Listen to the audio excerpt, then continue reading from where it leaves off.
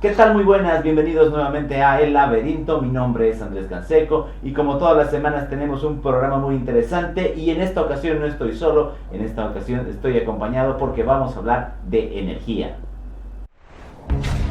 La Voz Universal TV presenta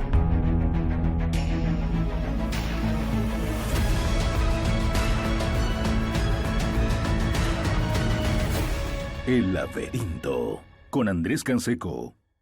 Les decía, estamos en el programa de esta semana y vamos a hablar no solamente con alguien muy conocedor del tema energético, sino además un muy buen amigo. Me encuentro con Boris Santos Gómez Úzqueda. Querido Boris, ¿cómo le va? Bienvenido al Laberinto por primera vez, un gusto tenerlo por acá. Querido Andrés, muchísimas gracias. En realidad yo soy el que quería visitarte hace mucho tiempo para hablar de estos temas que nos competen a todos. Nos competen a todos, no solamente dentro de este espacio que es el país, sino dentro de Latinoamérica y el mundo, que es importante. Hay que tener una visión global, más que nunca en estos tiempos, y lo sabremos en tiempos de guerra, lo importante que es analizarlo.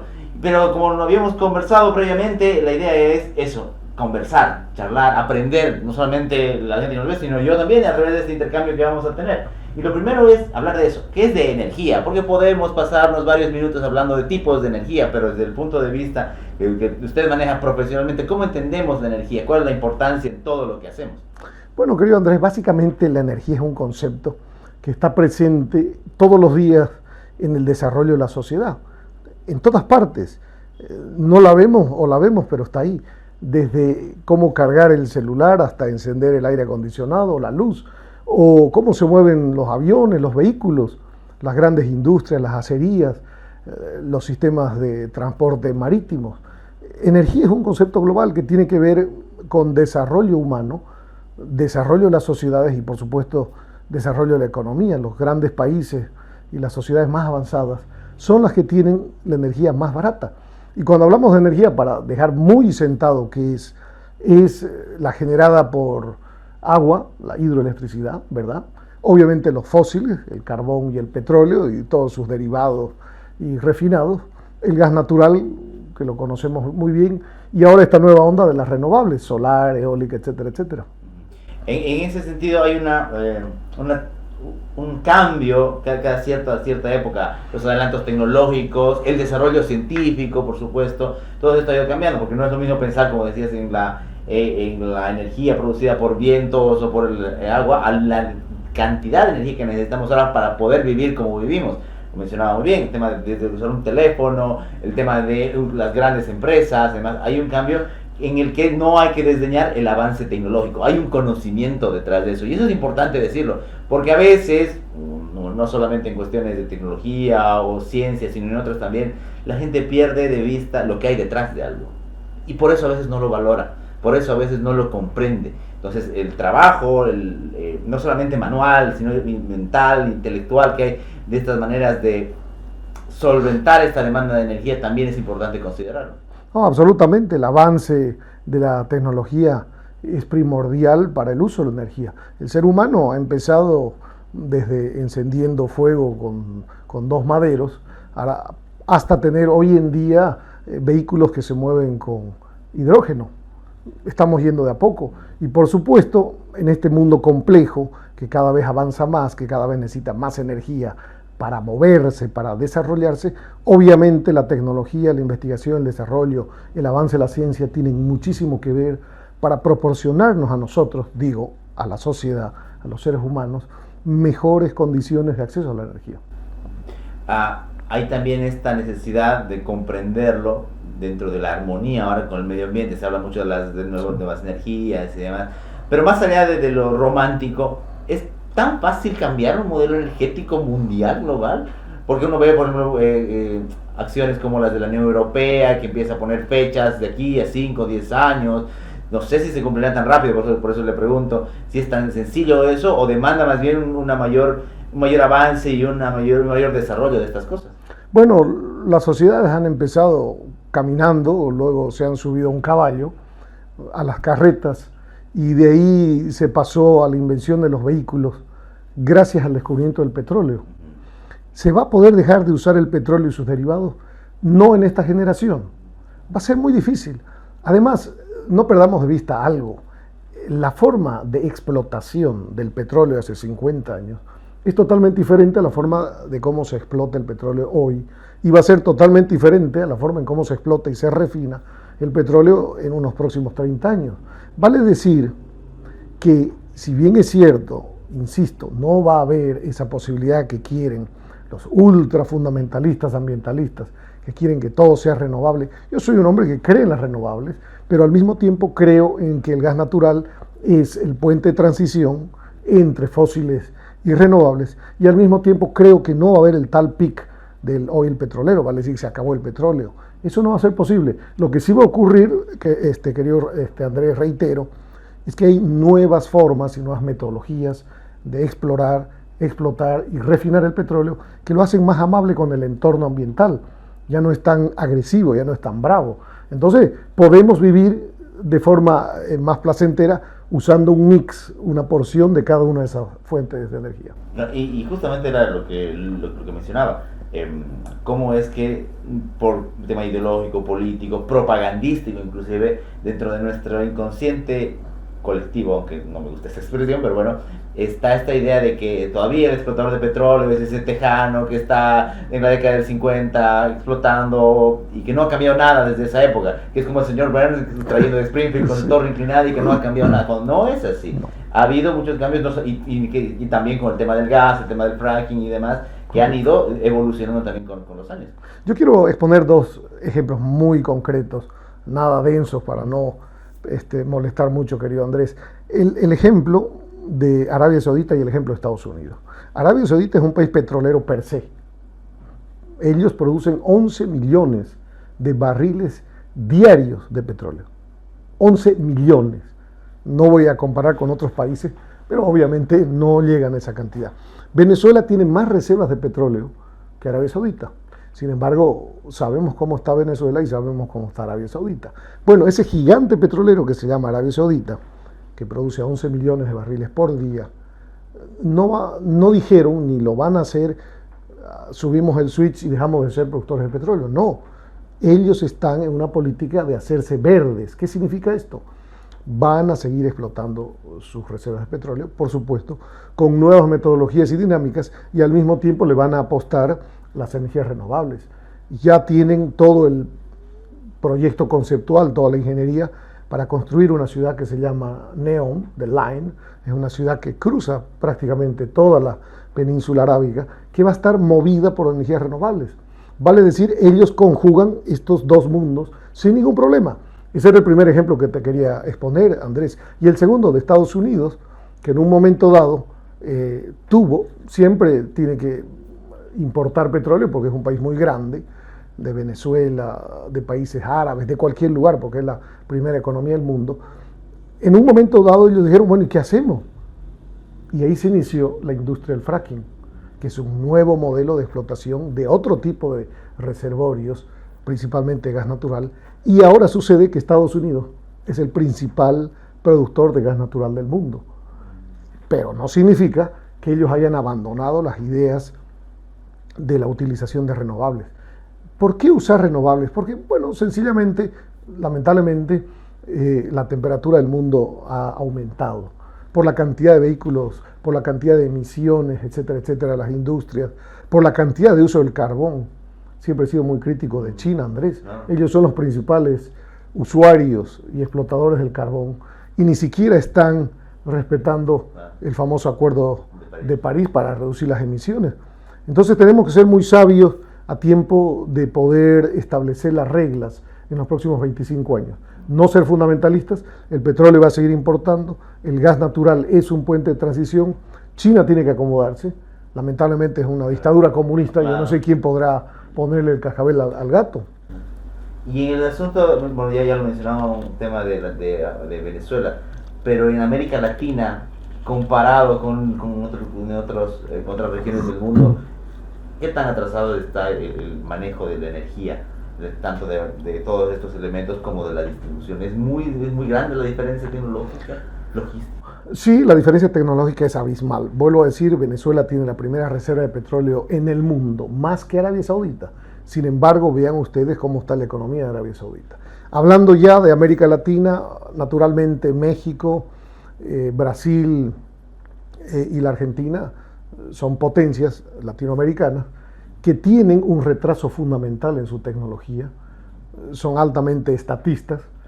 México necesita México necesita con urgencia que se renueve, se reforme no solamente su estructura regulatoria, normativa, sino la capacidad de atraer inversiones, porque necesitan energía. Y cuando digo necesitan energía, digo necesitan más combustibles para sus vehículos, necesitan mejores generadoras de electricidad, porque tienen que impulsar la electromovilidad, si es que ellos quieren estar a tono con la modernidad. Lo mismo pasa con Brasil. En el tema argentino, sabes muy bien, ellos tienen un reservorio importante de explotación de gas natural, principalmente no convencional, que es Vaca Muerta. Bueno, pero ¿qué tiene que hacer la Argentina? Tiene que permitir que Milei sea presidente para que las inversiones privadas fluyan a la Argentina y puedan haber industrias de explotación del fracking en la Argentina. Y aquí como paréntesis, es la importancia en cualquier parte del mundo de un Estado y de un gobierno y de la seguridad jurídica que brinde las condiciones para la inversión. Porque es como cualquier cosa, nadie va a ir de loco a invertir en un lugar en el que no va a estar seguro, porque cualquier cosa le pueden decir y ya no hay negocio. No, además que lamentablemente la alta ideologización de las políticas de energía han sido perjudiciales en América Latina.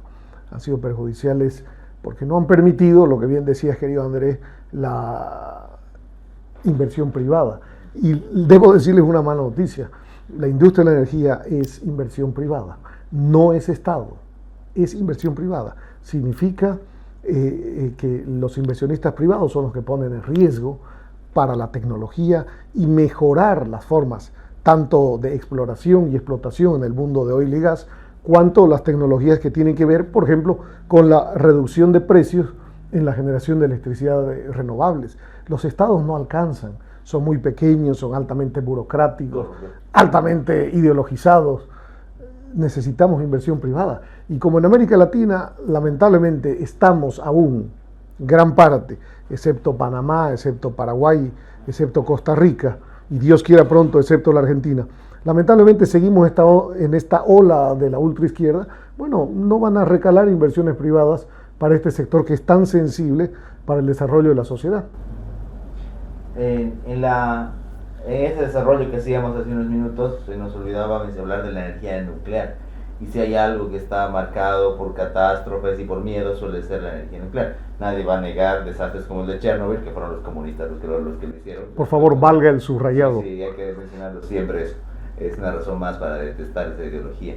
Pero además, hay otros países que, si en Europa, por lo menos occidental, siguen funcionando de manera relativamente normal con aquello. ¿Cuál es la verdad de la energía nuclear? ¿Es ese demonio que se nos muestra? ¿Es una energía que puede abastecer? No digo acá porque hay, como lo decía, hay varias condiciones que lo permiten, pero en el mundo, ¿cuál es el estado y la situación de la energía nuclear ahora?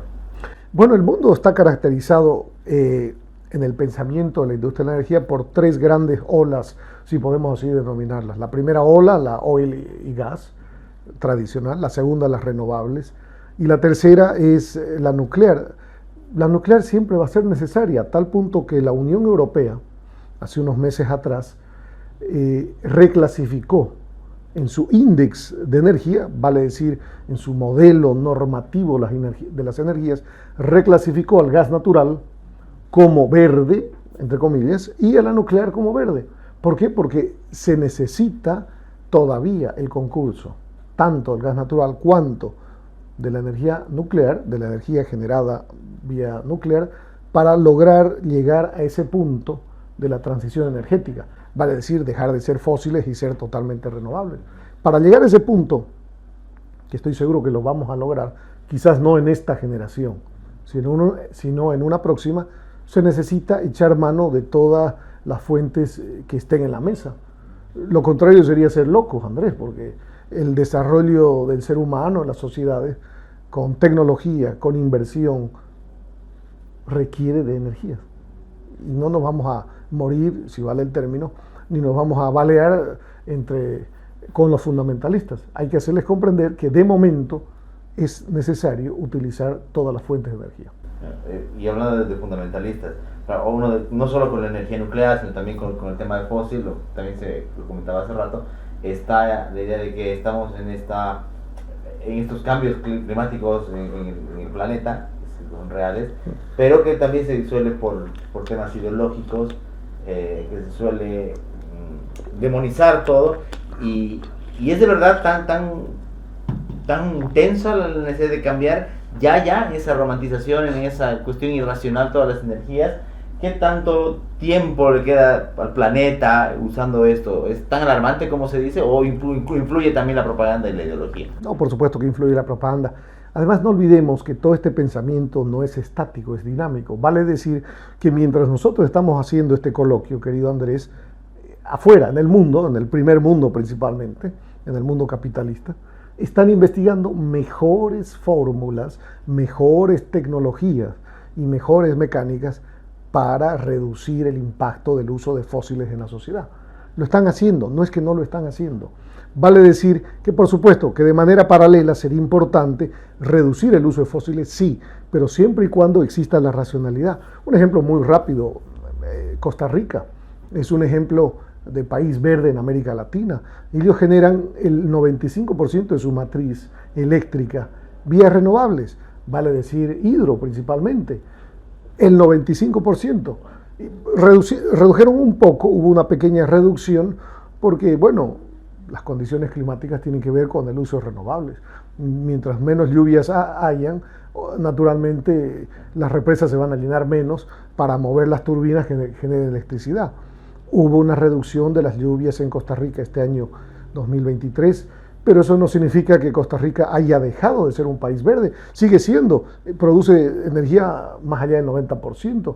Lo que tendrían que hacer de forma adicional a su generación eléctrica verde es empezar a traer inversiones, porque es un país altamente libre, de un pensamiento democrático profundo, de un respeto a la propiedad privada, a la libertad y al disenso político envidiables. Lo que tendrían que hacer es promover una nueva industria de exploración de gas natural, porque eventualmente sí habrían reservas que les podrían servir a Costa Rica continuar siendo un país verde. Qué interesante eso, ¿no? Que, y es como pasa en la vida misma, y por eso vuelvo a lo que mencionaste al principio con el tema de la energía en el concepto grande. La idea de una transición no implica romper con el pasado, al contrario, implica aprovechar esos conocimientos, aprovechar lo que existe más bien para sustentar lo venidero. Y es aquí donde uno puede entrar en una comparación que tiene que ver con estos fundamentalistas y su afán casi copiado de los revolucionarios extremos, ¿no? Que quieren romper con el pasado y quieren acabar con todo no solamente la forma, sino el conocimiento de aquello, y que es peligroso. Porque uno dice, no pasa nada. Sí es peligroso, porque el día en que estás en este fanatismo global o regional, cuando toman decisiones, sí es como se compromete el futuro de la gente. Y es lo que decíamos hace rato antes de grabar. La gente de repente no entiende que en estas cuestiones energéticas 15 años es ya, o sea, no es importante y urgente, no es decir un año, 2 años, mañana, no, es 15 años ya. Por eso el asunto de exploraciones y todo es tan importante. La escala de tiempo aquí es vital entenderla en otro sentido también para tomar decisiones. Correcto, Andrés, dijiste un concepto bastante interesante. Es un tema de cómo medimos el tiempo. Por supuesto, para nosotros comer hoy día es hoy, pero para esta industria requiere términos y plazos que son de long term, como dicen los gringos, de largo plazo, y se necesitan políticas bien asentadas, y por supuesto para lograr aquello se necesitan países sólidos y estables. Un ejemplo concreto, Panamá.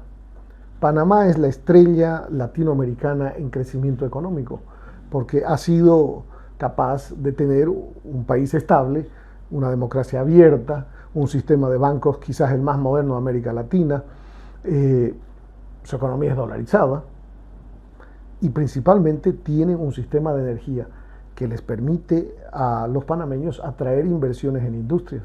El canal de Panamá, por supuesto, es otro elemento de ingresos importante de ese país. El Panamá tendría que ser referente, junto con Paraguay, que es la segunda economía de crecimiento de América Latina, junto con Costa Rica, que es la economía verde de América Latina, y junto con Uruguay, que tiene tendencias de izquierda, pero parece que es una izquierda light, comestible, no lo sé. Contenida. Bueno, no han mostrado su peor cara. Estos son los 4 países que están demostrando crecimiento en lo económico solidez en su atracción de inversiones y principalmente, yendo a lo que estamos conversando, una matriz energética que permite la atracción de inversiones. Nadie va a ir a invertir en parques industriales donde, Andrés, usted no le garantice gas natural industrial, electricidad de alta potencia para industria, etcétera, etcétera. No, y el siguiente paso, básico, correcto, propiedad, o que nadie vaya a bloquear el acceso a su parque industrial porque se le antoja algo. correcto, y el siguiente paso a este paso, valga la redundancia, es evolucionar hacia los vehículos eléctricos, hacia la industria de la energía del hidrógeno. Vamos a llegar a eso. No va a ser ahora. Probablemente Andrés, que es mucho más joven que yo, vaya a verlo en los próximos 20 años, porque la tecnología va a avanzar. Pero para llegar a ese punto, la industria del hidrógeno, que ya está empezando en Chile y en Colombia, aquí en América Latina, por si acaso, no es algo que hemos visto en Star Wars o en alguna otra de las películas, está empezando, pero se requiere dar las condiciones mínimas para que la inversión florezca. El Estado no va a poder hacerlo. Cualquier Estado. Claro.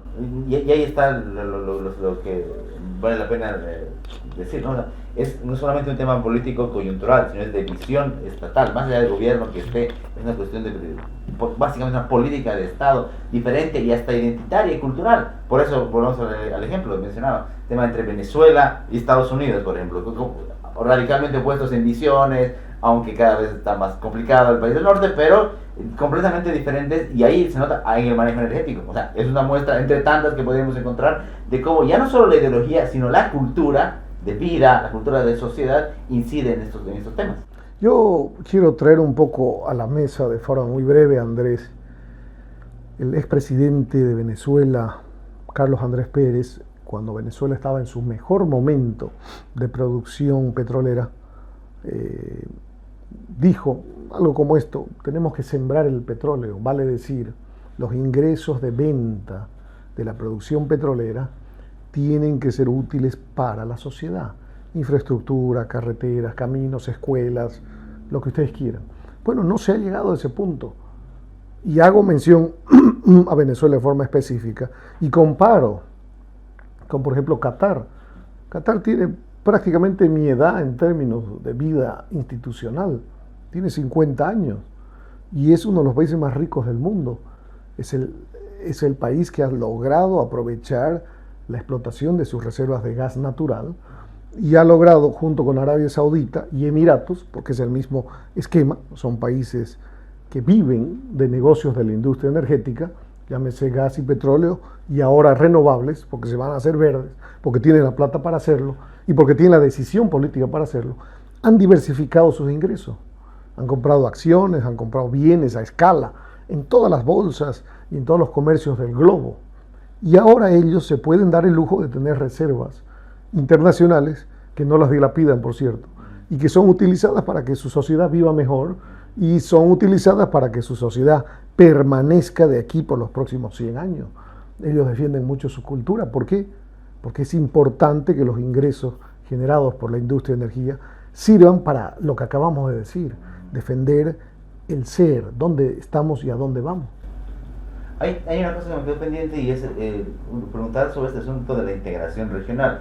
Mencionaba el asunto de los países árabes, que si bien tienen cada uno su identidad, pues siguen más o menos un modelo similar por la cultura. Está el tema de la Unión Europea, que con sus avatares y sus cosas también, con sus agendas medio extrañas a veces, pero maneja cierta política, no uniforme, pero sí más o menos... y tuvieron un error los europeos, que lo podemos conversar muy rápido. El error, Andrés, ha sido, pese a que se integraron económicamente, continuaron adquiriendo gas de Rusia. Y la factura la están pagando. La factura la están pagando. Costó muchísimo destetarse, me perdonan el término, desprenderse del suministro de gas ruso. Costó muchísimo. Hubo que traer en vía LNG de Estados Unidos, hubo que traer LNG del Medio Oriente. Se hizo todo un esquema, una ingeniería financiera, una ingeniería que permite hoy en día dejar de consumir el gas ruso, pero eso debieron haberlo hecho hace muchísimos años atrás. Producto de esa falta de visión de los europeos y su multiculturalismo y su integración forzada, se olvidaron de algo muy importante, la energía. Ellos pensaban que era vivir la vida, sí, derecho a todo el mundo, pocas obligaciones, bonos para todo el mundo. Pero ¿de qué ¿De qué fuente vamos a conseguir la energía? Se olvidaron ese pequeño punto. En algún momento, el que era presidente de Estados Unidos, el señor Trump, les dijo, ¿por qué no son independientes energéticamente y por qué siguen dependiendo de Rusia? Antes de la guerra de agresión de Rusia a Ucrania. Solo era para subrayarlo, querido Andrés. Te corté en la... No, tranquilo, porque nos lleva a lo siguiente, que es el tema regional aquí en Sudamérica. Acá hay bloques con Mercosur, que de repente es el menos ideologizado y menos, menos peligroso que otros que hay, pero vale la pena también pensarlo. ¿Por qué? Porque implica intercambios, no solamente comerciales, sino también energéticos. Y no solamente en la materia, sino de conocimientos, de talento humano. Que finalmente son un negocio. Por supuesto, claro que sí. Nosotros, como defensores del libre mercado, sabemos que esa es la manera en la que fluyen las sociedades, en las que se desarrollan. Pero acá luchamos también con el tema del nacionalismo en extremo en Latinoamérica, y vemos cómo lejos de intercambiar y de progresar se cierra. Ya hemos hablado de esa famosa prédica de los recursos naturales, que más daño que bien ha hecho a varios países. Pero ¿cómo está encarando Latinoamérica a través de Mercosur y sus otros bloques regionales el tema energético? ¿Hay una visión mínimamente lineal a nivel región, o los países se encuentran cada quien se la están buscando?